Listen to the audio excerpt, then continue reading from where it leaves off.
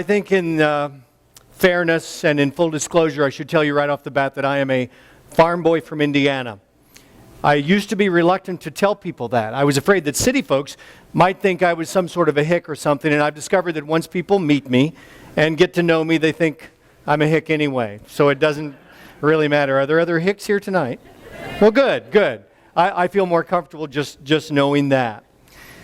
Last June, I marked 40 years in television, and I marked that 40 years by leaving television. And I had a wonderful 40-year career. And if you do what I did for 40 years, and you don't come away from it with great memories and some stories, and a different perspective on things, then you either didn't pay attention during those 40 years, or you're an idiot. Well, I paid attention, and I met many remarkable people.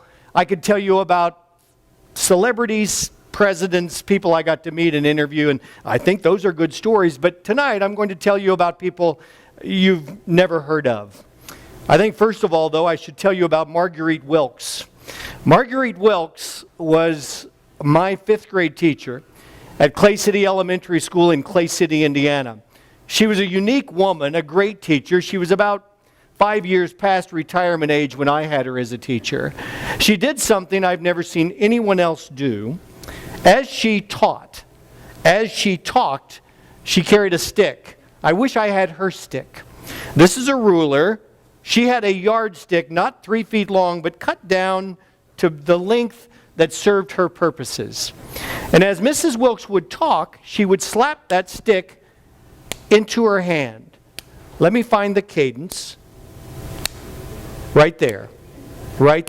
That's how she would hit the stick into her hand. She would do it when she was talking about arithmetic. She would do it when she was talking about recess, what we were going to do. It never stopped. And the first day she did it, you thought, if this woman doesn't stop soon, I'm going to go crazy. But after a while, it became a cadence that you got used to. Mrs. Wilkes wouldn't have sounded like Mrs. Wilkes if she didn't have that slapping sound going on with that stick in her hand. My classmates can verify it wouldn't have sounded like her at all if she wasn't doing that. One day, Mrs. Wilkes was talking about what, I have no idea, because I wasn't listening. I was leaning across the aisle whispering to Jo Ellen Shepard. Jo Ellen Shepard was the prettiest girl in the 5th grade class at Clay City Elementary. You can go back and find a 1963 yearbook, and that would verify how cute Jo Ellen Shepard was. As I was whispering to Jo Ellen, Mrs. Wilkes was talking, and she came up over my left shoulder, and all of a sudden she brought that stick down across these 4 fingers with a loud whop. It was loud and it hurt. This was back when 5th grade teachers could hit 5th grade boys with sticks. I call them the good old days. Mrs. Wilkes came around in front of my desk, and I don't know if you know a 5th grade teacher, but the next time you see one, ask to see their index finger. All 5th grade teachers have crooked index fingers. Mrs. Wilkes put hers right up in my face, and she said exactly this: "Young man, someday, somewhere, I hope you find someone willing to pay you to talk for a living." I took her advice. I am thankful for Mrs. Wilkes and what she did for me, and planted a seed in my mind that maybe someone would pay me to talk for a living. And I thought of her all the time during my career, especially on payday. Now, in my last 20 years of television, I got to do a feature every week called The Spirit of Alabama. It was a feature about everyday folks doing extraordinary things, everyday folks that are good people doing good things. Some of them were celebrities, but I'm going to share with you tonight the story of 3 of those folks, because these 3 people not only made good TV stories, which is what my job was, but they changed me. They challenged me to be better. And so my message to you tonight is maybe their story will challenge you too. I want you to know, first of all, about a woman in Columbiana. Her name was Mary B. Farr. Her family member called me, and then another person called me and said, "Mike, you ought to come to Columbiana and do a story about Mary B. Farr." You know what she did? She picked up tin cans. Now, would you drive to Columbiana and do a story about a little old woman who picks up tin cans? I did. When I met her 15 years ago or so, maybe longer, she was 88 years old. She weighed 88 pounds. She was about this tall and reminded me a bit of Miss Wilkes. She was slightly bent over. As Mrs. Wilkes walked and picked up tin cans, and she walked 2 miles every day, she used a cane. I've never used a cane, but I would assume when you use a cane, you'd keep it near your bad knee or your bad hip. Mrs. Farr carried her cane way out like this. So as she walked the streets, not the sidewalks, but the streets of Columbiana, she said the sidewalk concrete hurt her knees, so she walked the streets with that cane out like this, and she carried a Piggly Wiggly plastic bag. As she walked, she would pick up cans. 2 or 3 cans a day, she told me. Put them in that Piggly Wiggly sack.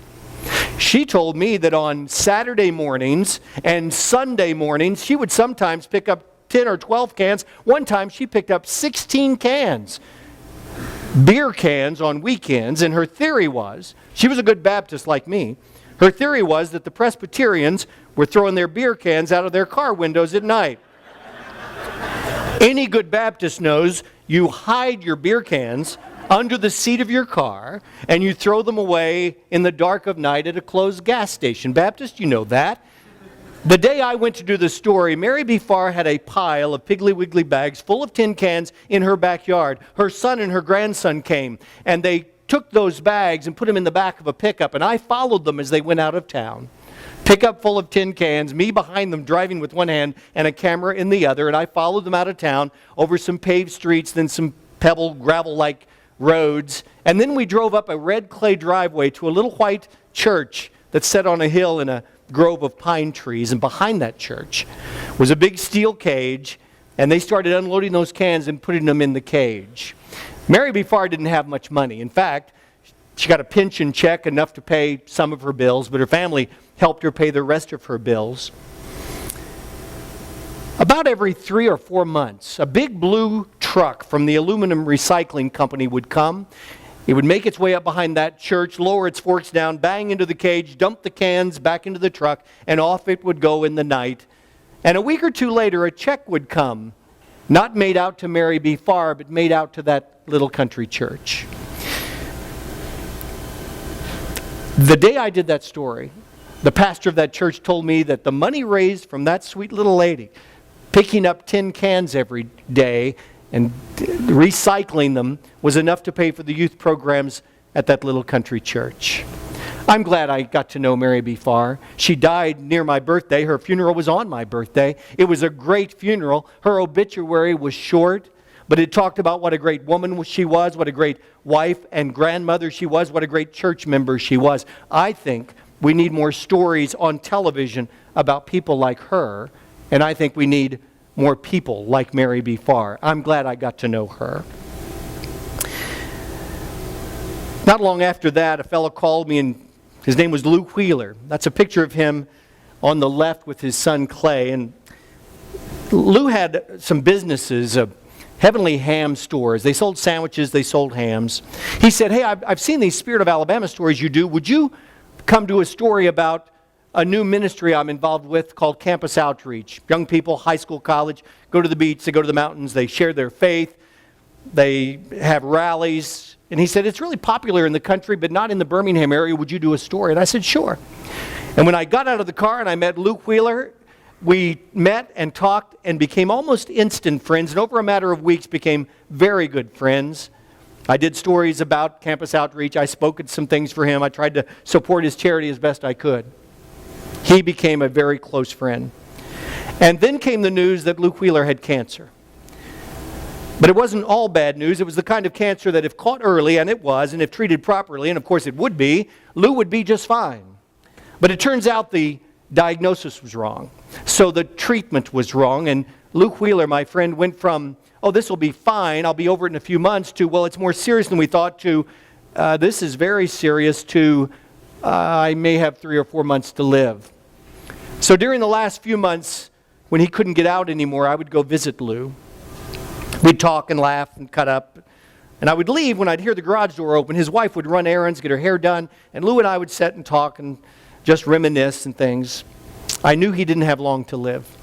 When I heard the garage door open the last time I saw my friend Lou, I walked away from him, and as I did, he said, Mike, hang on a second. There's something I want to tell you. Wait right there. And he got up and grabbed his walker and started making his way over to me. And I was in the doorway outside, right there. And he didn't come to me like this. He said, just stay there. And as he came, he got in the doorway with me. So we were facing each other like this. And Lou began to talk. And as he did, he gestured on my chest like this with his finger.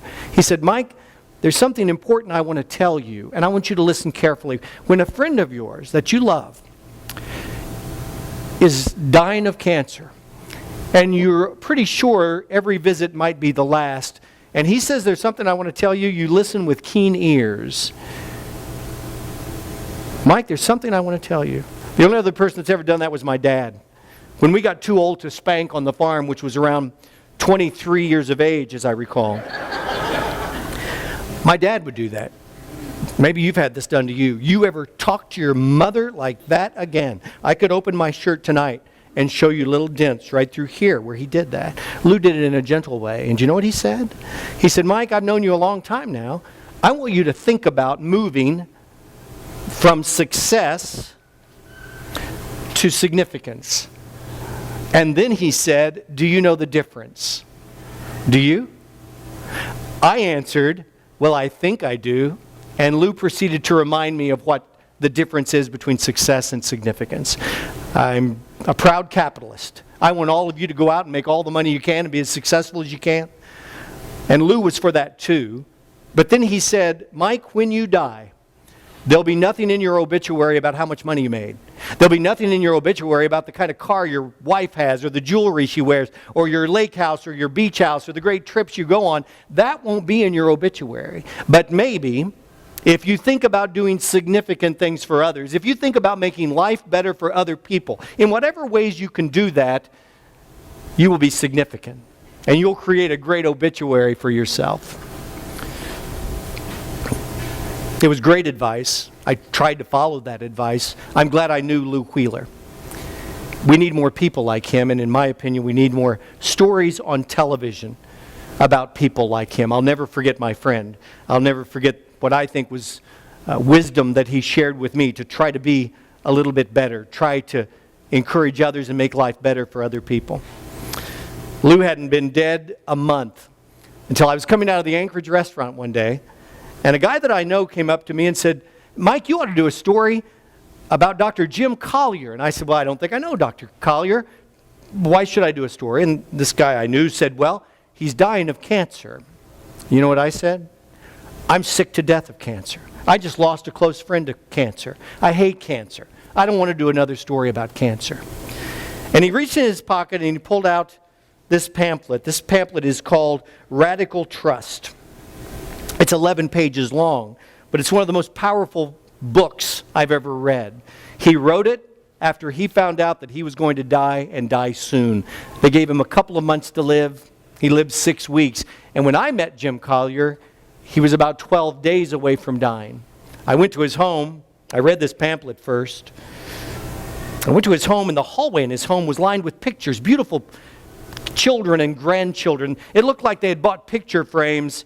You know when you buy a picture frame and there's beautiful people in the picture? Their pictures look like that. Reminded me of when I was about 11, I bought a 8x10 gold frame at Kmart for 99 cents. I got home and Mom said, why'd you buy that frame? And I said, well, Dad said it was okay.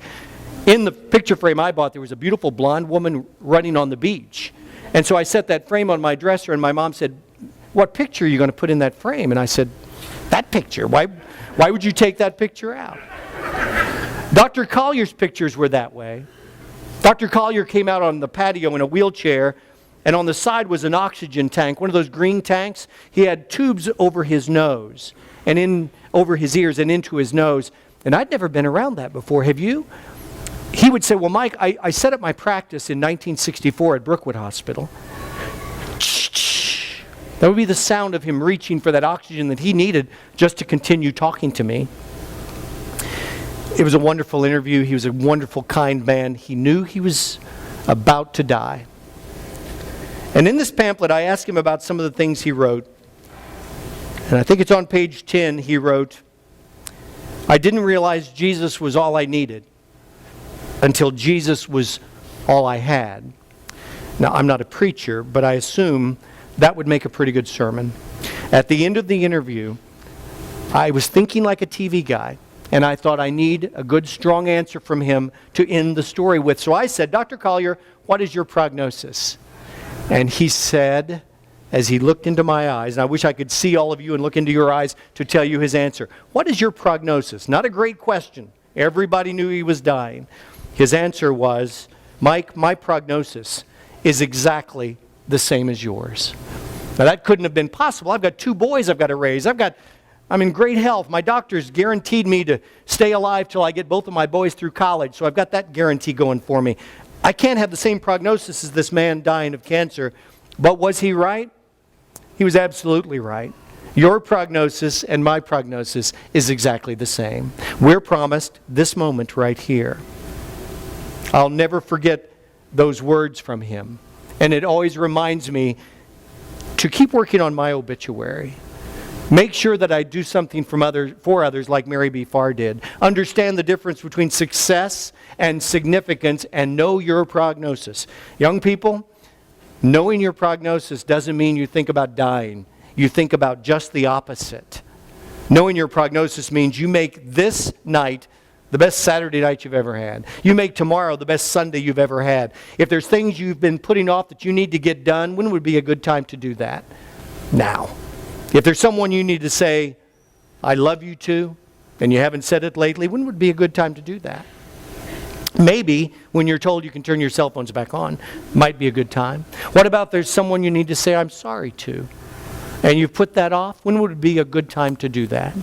So my challenge to you by sharing these 3 stories with you tonight is they were generally unknown folks, but they challenged many people through their lives, through their stories. They created great obituaries. Dr. Collier's was a mile long with all of his medical accomplishments, his family, memberships, and all kinds of things. But everything in his obituary, everything in Lou Wheeler's obituary, everything in Mary B. Farr's obituary was significant.